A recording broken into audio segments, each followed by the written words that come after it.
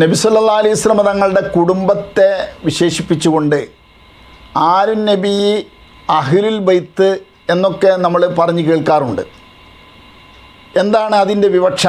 നബി കുടുംബം എന്ന് പറയുന്നത് കൊണ്ട് വിവക്ഷിക്കപ്പെടുന്നത് ആരെയാണ്? ആലുൻ നബി എന്ന് പറഞ്ഞാൽ ആരെയാണ് ഉദ്ദേശിക്കപ്പെടുന്നത്? നബി സല്ലല്ലാഹു അലൈഹി വസല്ലം തങ്ങളുടെ ഉപ്പാപ്പമാരിൽപ്പെട്ട അബ്ദു മനാഫ് അഥവാ നേരെ ഉപ്പ അബ്ദുള്ള, അവരുടെ വാപ്പ അബ്ദുൽ മുത്തലിബ്, അവരുടെ വാപ്പ ഹാഷിം, അവരുടെ വാപ്പയാണല്ലോ അബ്ദു മനാഫ്. അബ്ദു മനാഫിൻ്റെ 4 ആൺമക്കളിൽ അഥവാ ഹാഷിം, മുത്തലിബ്, അബ്ദു ഷംസ്, നൗഫൽ, ഈ 4 ആൺമക്കളിൽ ആദ്യം പറഞ്ഞ 2 പേർ അഥവാ ഹാഷിം, മുത്തലിബ്, ഈ 2 മക്കളുടെ മക്കളും പേരസന്തതികളും ഉൾക്കൊള്ളുന്നവരാണ് മുത്തനബി സല്ലല്ലാഹു അലൈഹി വസല്ലം തങ്ങളുടെ ആലി എന്നുള്ളത് കൊണ്ട് വിവക്ഷിക്കുന്നത്.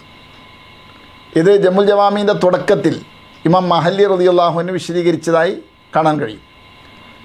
നബി സല്ലല്ലാഹു അലൈഹി വസല്ലം തങ്ങൾ സക്കാത്ത് വാങ്ങാൻ പാടില്ല, അവർക്ക് നൽകാൻ പാടില്ല എന്ന് പറഞ്ഞ നബി കുടുംബം ഇവരാണ് എന്ന് തെളിവ് സഹിതം അവിടെ വിശദീകരിച്ചിട്ടുണ്ട്. നമ്മുടെ വീഡിയോ ടൈം വളരെ ചുരുക്കമായതുകൊണ്ട് അതിലേക്ക് കടക്കുന്നില്ല.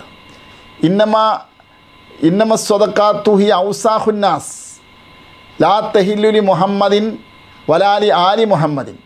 ഈ സക്കാത്തുകൾ അത് ജനങ്ങളുടെ ചേറുകളാണ്, മാലിന്യങ്ങളാണ്, ചളികളാണ്, അഥവാ അവരുടെ സമ്പത്തിൻ്റെ ചേറുകളാണ് എന്ന് പറഞ്ഞുകൊണ്ട് നബി തങ്ങൾ പറയുന്നു അത് മുഹമ്മദിനോ മുഹമ്മദിൻ്റെ കുടുംബത്തിനോ ഹലാലല്ല, അനുവദനീയമല്ല എന്ന്.